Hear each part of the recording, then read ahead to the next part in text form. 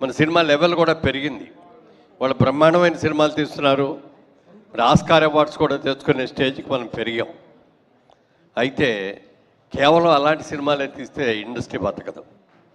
ఎందుకంటే అలా సినిమాలు ఒక్కో సినిమా మొదలు పెడితే 2 ఏళ్ళకి పూర్తవుతుందో 3 ఏళ్ళకి పూర్తవుతుందో ఎక్కడ బడ్జెట్కి వెళ్తుందో కూడా మనకి తెలియదు.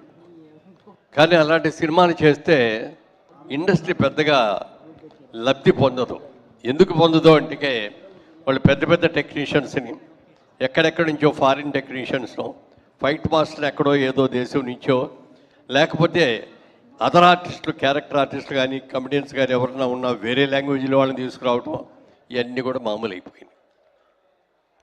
ఈ భారీ చిత్రాల మూలంగా జూనియర్ ఆర్టిస్ట్కి వరకు కొంతవరకు లబ్ధి జరుగుతుందేమో కానీ ఈ ఇండస్ట్రీని నమ్ముకొని హైదరాబాద్లోనే తెలుగు రాష్ట్రాల్లోనే ఉన్న వాళ్ళకి మాత్రం పెద్దగా హెల్ప్ జరగట్లా. అలా హెల్ప్ జరగాలి అంటే చిన్న సినిమాలు ఎక్కువ రావాలి. చిన్న సినిమాల్లోనే ఆర్టిస్టులకి అందరికీ కూడా వేషాలు వేసుకోవడానికి కానీ వర్క్ చేయడానికి కానీ ఇప్పుడు కెమెరా టెక్నీషియన్స్ కానీ డాన్స్ మాస్టర్స్ కానీ ఫైట్ మాస్టర్స్ కానీ అందరూ కూడా లోకల్గా ఉన్న వాళ్ళందరికీ కూడా పని జరగాలి అంటే చిన్న చిన్న సినిమాలు చాలా రావాల్సిన అవసరం ఉంది. మరి వాళ్ళ థియేటర్ల పరిస్థితి చూస్తే కూడా చాలా అగమ్యగోచరంగా ఉంది.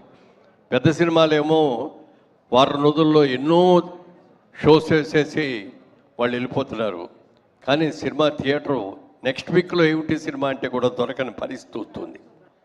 అలా కాకుండా ఇలాంటి చిన్న సినిమాలు రావాలని సక్సెస్ఫుల్గా ఆడాలని మనస్ఫూర్తిగా కోరుకుంటున్నాం.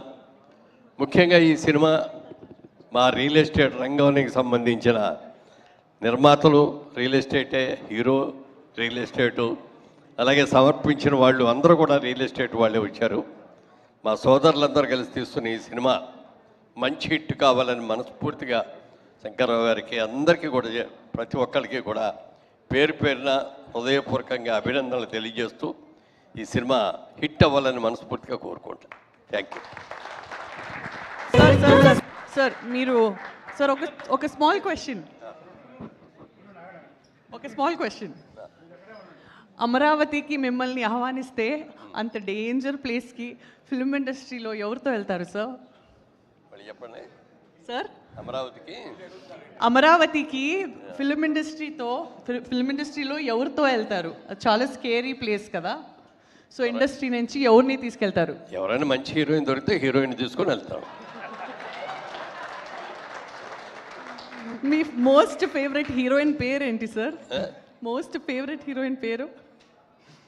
అందరూ most heroines sir. Safe answer sir. అలా ఉండరు, మోస్ట్ అనేది ఎవరికి ఉండదు. Okay sir, thank you sir. Thank you. మీరు ఉండండి.